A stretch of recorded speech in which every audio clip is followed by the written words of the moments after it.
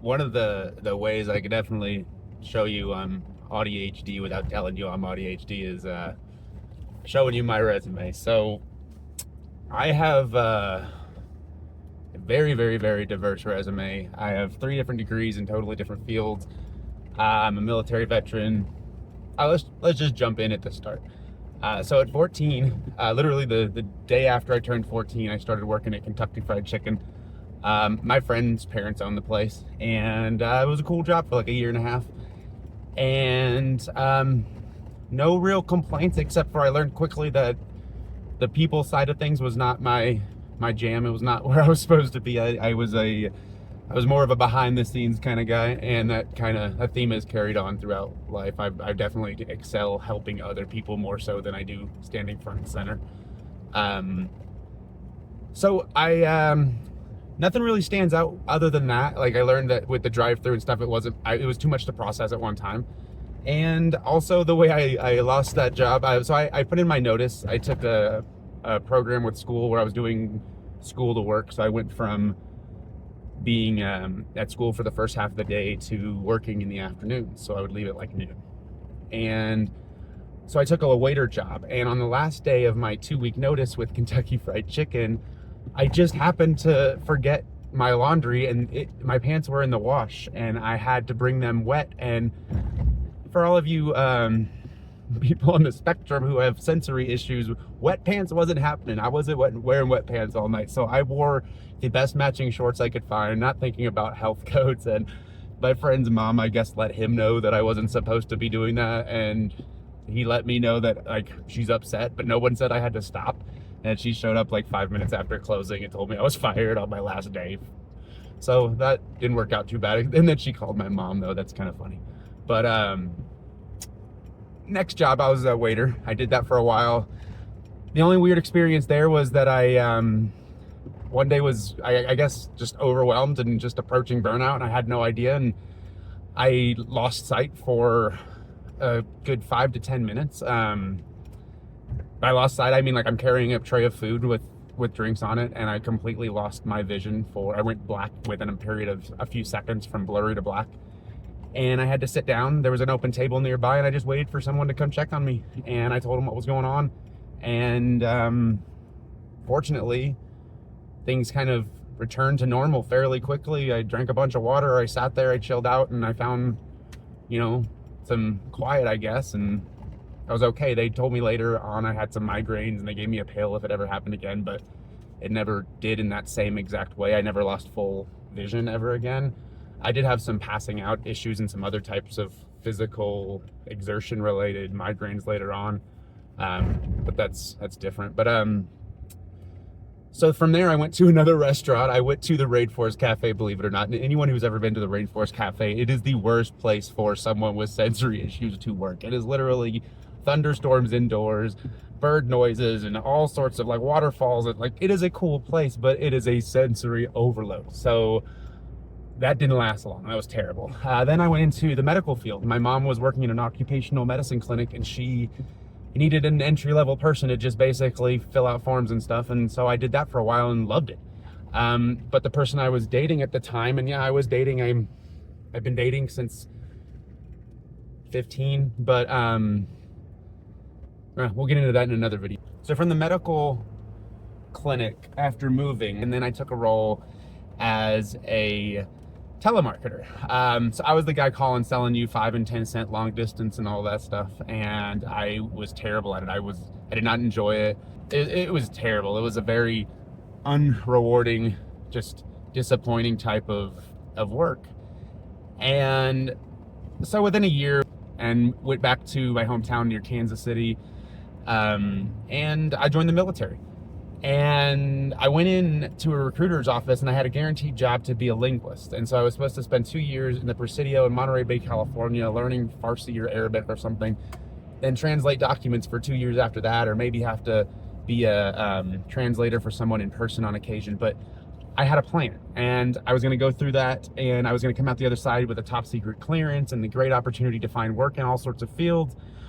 And then just after hugging my parents at basic training graduation, I find out that I get called into the admin building, and I'm told that my top secret security clearance could not be approved because I had a hit on my credit report. And this is the age of 22. I had an emergency room bill that was in collections, but a payment plan was agreed on. And I was on time for like 3 straight months at that point, but lost the clearance. So they sit me down. I just get done hugging my parents, and they say, here's 5 jobs you can choose, or you can go home. You'll out process in a few weeks, and you can just sit in basic training for a few more weeks. So one, I'm like, there's no way I'm gonna sit here in basic training for a few more weeks. This is awful. And 2, my parents just got done telling me how proud they were. So I picked the one job I recognized, which is what my father did, and I did basically power plant operations. So it was electrical power production. So diesel generators was what I ended up working on for the majority of my time in. But in reality, it wasn't long before I found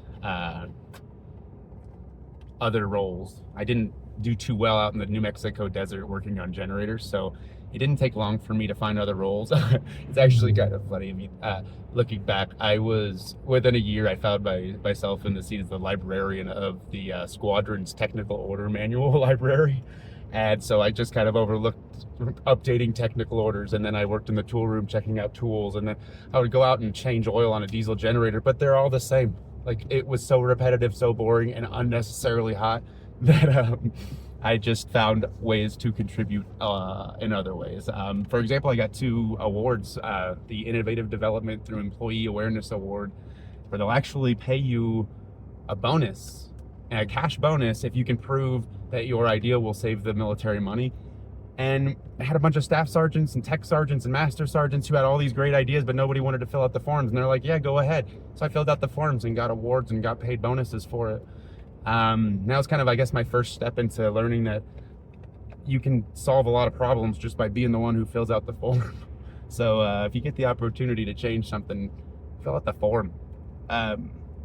So from the military, I get out of the military, and I was planning on going back to Kansas, but I met my wife, who we're currently in the process of getting divorced, but I met her and stuck around a little bit longer, took a job with an observatory near Sunspot, New Mexico.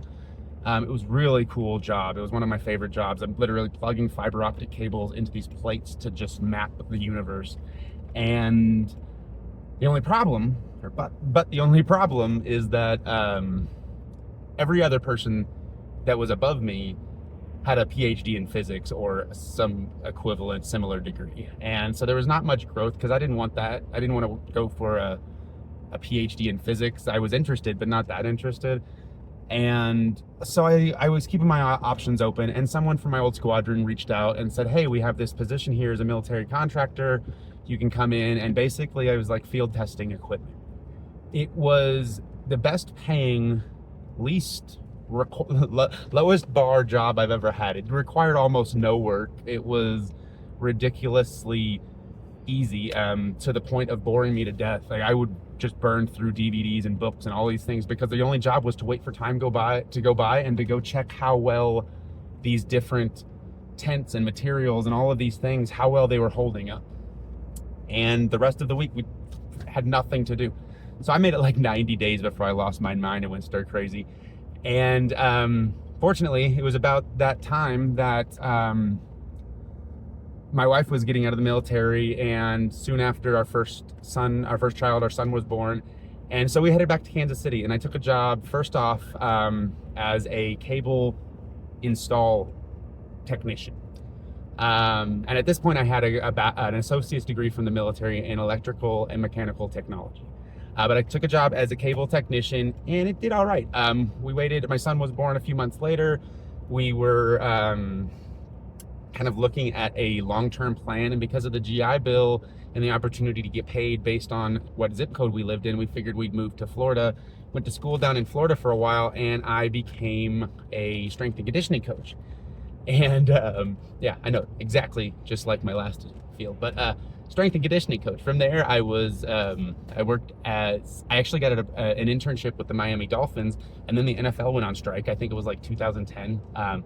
But the NFL went on strike right after I got approved for that internship. So I ended up last minute having to shift my internship to be for the Nova Southeastern University Sharks. I worked for their athletic department. That was the school I was going to. It was It's the school where Miami Dolphins have their training facility. But so I went to and I ended up teaching strength and conditioning for cheerleading for like 6 months. And then when I finished my degree and got done there, I went back to Colorado, or not back to, I moved to Colorado where my mother had moved. So in those years, my father had passed away and she had relocated to Colorado where she'd always wanted to live, and she was kind of rebuilding her life. And I moved to be closer to her. And so we moved out there and I started a gym with my wife. We called it Strive Fitness, and we did personal training. I did a lot of athlete training with some athletes from CSU and from the local high schools. I also did a lot of group fitness training. So I got certified in spin and in TRX and in I did boot camp classes, and we had to get certified in all of these things because you have to have a minimum number of people certified.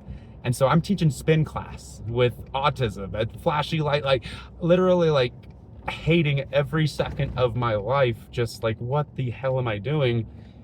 And predictably, I was burnout in a matter of just like a year. I was just miserable. We were just finally nearing the point where I was thinking that we would be able to, or we were just nearing to the point where we were going to make a profit. And we were like on like our first or second profitable month, and just burnout. And when you're expected to be in a building from 5 a.m. to like 8 p.m. with energy and you're burnout, you don't last long.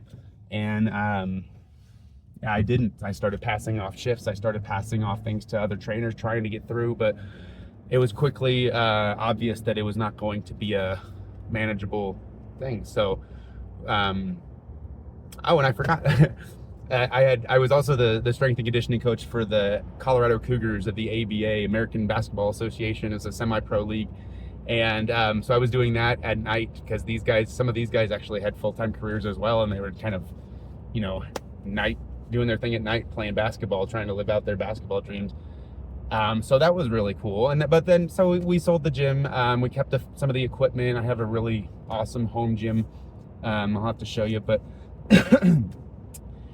and I went back to school again. So I took a management role, like in training role with a sporting goods store and a Big Five sporting goods down in New Mexico. And I went back to school online to work towards my MBA. I forgot to mention, when I was at Nova Southeastern, I had finished my bachelor's in exercise and sports science. So now I have an associate's degree in mechanical and electrical technology and a bachelor's degree in exercise and sports science. And I'm going to work towards my MBA and go do this business thing. So I did that. I got promoted fairly quickly, and within a few months, we left New Mexico to move back to Colorado and took over or helped to launch a brand new store as one of the assistant managers. A few months after that, took over as the manager of that store. A few months after that, got moved to Denver to take over a flagship store as the manager. And a few months after that, became the district recruiter. By that time, I had finished my MBA. I was doing it from like 10:30 at night till like 1 in the morning in a closet in my home. And I took a job as a recruiter for a company that staffed hotels and casinos. Within a few months, the project director of that project, which was at the Ameristar in Black Hawk, Colorado, the Ameristar Casino, the project manager of that location had to be terminated for some HR issues, and they asked me if I wanted the job. So suddenly I'm in charge of 125 people who speak 8 different languages, between engineering and laundry and housekeeping, which is exactly like athletic training or the military or all the other things that I just bounced around. But it was fine. I found a few people who could help me. I knew who could translate. I learned what I needed to do to get by, and I got by. But it was one of those things that I knew was not going to be a long-term fit for me. The only step up is more stress and more, just more sensory fun. So within a couple of years, it was like a year and a half, I left that role, and I took a role as the logistics manager of a military startup. So I was the first person that wasn't an owner to be hired. And I took over their warehouse stuff. I built the logistics up. I went and dove deep into Excel and programming and figured out how to create an Excel software in Excel that could basically do all of their work for sourcing parts and for doing all of the tracking that you have to do for military contracts, which is detailed, and for all these things. And I kind of figured out how to automate it and figured out how to use APIs and all of these other things that make their software talk to the other software. And just one step at a time, went from being a guy who was kind of looking at their warehouse stuff to being the guy who was running the show on how everything got worked and figuring out how much with the contracts would get bid and figuring out all the things. Unfortunately, when I needed a little bit of flexibility, it wasn't something that was going to work in that environment. And when I realized that, I made the call to move on. And at that point, I was very, very, very burned out. It was an intense period, and I made the, again, reasonably straight line decision of starting a composting company. And I launched a company called Purple Bucket Compost. We started off as an LLC, and then before long became a public benefit company, and then shortly after that became a nonprofit. In that a few years, we had, in my front yard in a hoop house, we had composted over 100 tons of food waste for Park County, Colorado and Jefferson County, Colorado. And then my neck collapsed. One of my vertebrae, one of my discs had basically pinched, and within a month, I went from uncomfortable to numb to being nearly paralyzed and falling down the stairs and falling down repeatedly. And they finally figured out through a very, very long MRI, that was not fun. A very, very long MRI, they found out that I had this issue in my neck. They put in some titanium and some spacers, and the next day it was like I was a whole different person.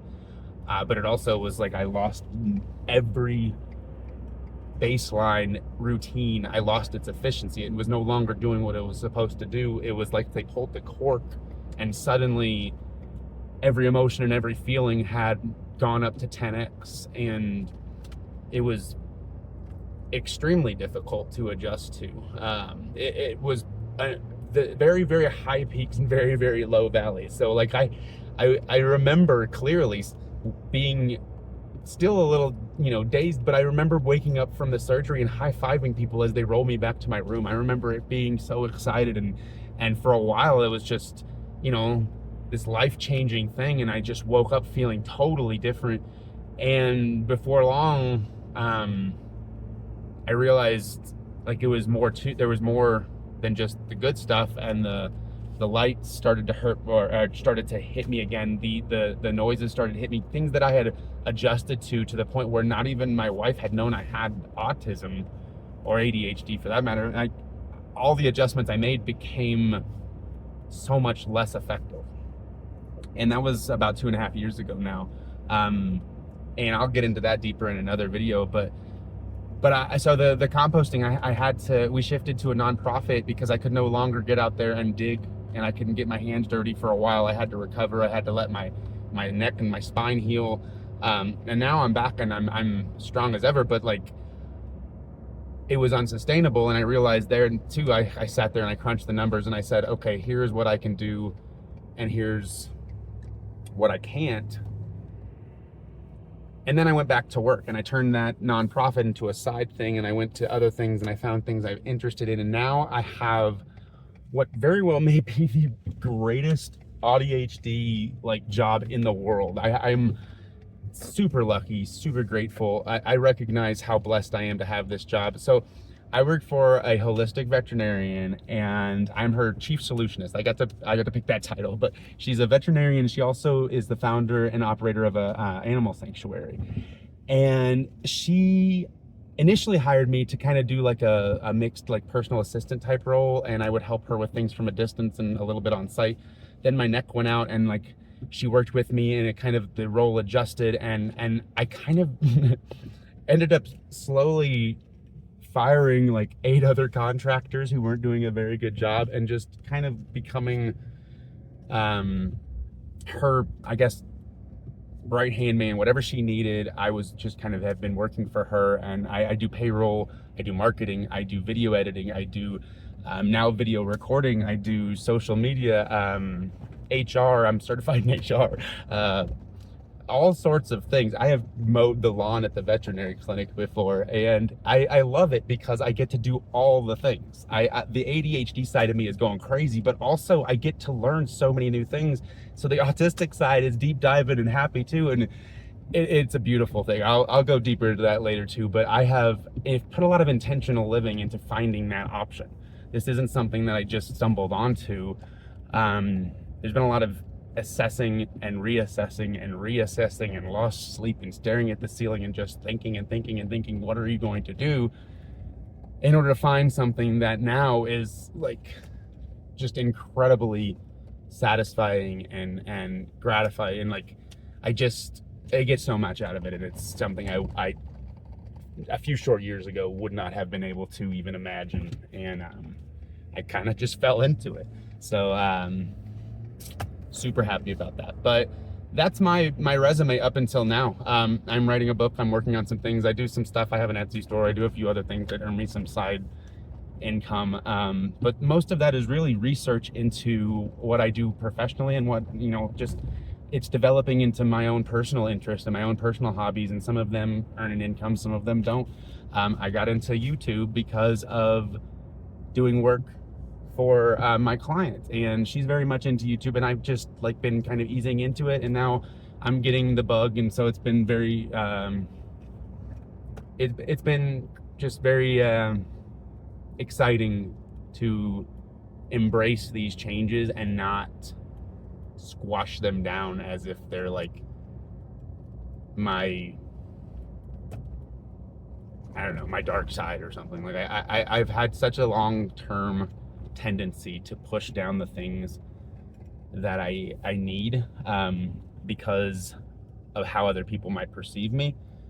And I know that a lot of you have that same issue, and it takes some intention. Like I don't want to tell you, you can just go out tomorrow, pick up the classifieds and be like, I want to do this. And like, it's not that simple. But if you find someone who appreciates good help and who appreciates like someone who truly like accepts like their goals as their own, like you can find someone and you can work alongside people like that, and you can get a long ways, and it can be very gratifying. And I found that out personally, and we'll dive deeper into some of those things and what you can look for in different applications and different interview scenarios and different job postings and things like that maybe are better for you than other types of job postings. Because let's be real, telemarketer doesn't make me happy. Chief solutionist, now that's fun, that's entertaining, that's interesting, that's something I can do for a long time, and I intend on doing it for a long time. But I'm gonna cut it there. That's what I'm thinking about today. That's something I thought you guys should see. I am doing well. I am financially stable because of all of the things that I have put in to make sure that I'm successful. But those versions of success and those different iterations of success have looked very different, and have taken all sorts of different roundabout curves and turns in order to get to where I am today. And I know that tomorrow, who knows what comes, but I can adjust, and I've learned that about myself, that whatever does come, I'm a person who can adapt, and I'm gonna be okay. And so that's what we're gonna dive into in some of the videos later on. But thank you for sticking around this long. I hope you guys have a great day. Enjoy the day. I wanted to jump back in here and add one thing. So if I had a timeline up and you guys saw, like, every 2 to 4 years, I have looked back and I realized that I have found a reason to change locations, to change industries, to change careers, all of the things. And I know now why. I been in therapy for a while with the autism stuff and dealing with my past and dealing with some other things, and I know why that's a thing. But I've figured out a way with this new role to turn the that need for difference, that need for change of scenery, that need for like a change of routine, to rewrite what my base kind of programming was included. That kind of rewrite doesn't have to be as intense as I was making it, and I've learned that, and that's why I love this role so much. I put so much energy into helping my clients with the this varied workload that just keeps me all over the place. And by doing that, instead of turning my entire life upside down, I've been able to really find more peace. And so as I go into this next act, I'm definitely going to lean into that. But that's all. Enjoy the day.